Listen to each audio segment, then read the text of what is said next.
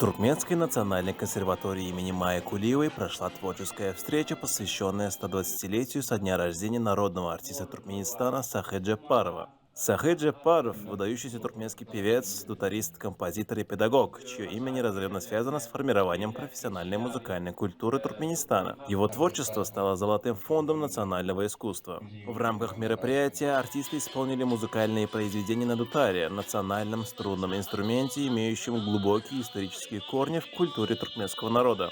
Дутар с его мягким и мелодичным звучанием является символом музыкального наследия Туркменистана.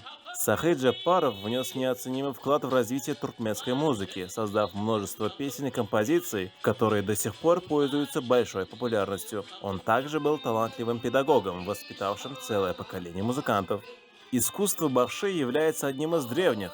Бахши, сказитель народного эпоса Дестана, является мастером слова, искусным музыкантом и певцом. Используя все формы живого народного языка, он должен суметь заинтересовать слушателя. Также в городе Аркадак расположена специализированная школа искусств имени Сахет Джапарова. Кроме того, в фильме «Приключения Алдара Косе» с песнями, танцами и погонями Бахши сыграл одну из ролей. Торжественная встреча стала данью уважения памяти великого мастера и подчеркнула значимость его творчества для сохранения и развития национальных культурных традиций.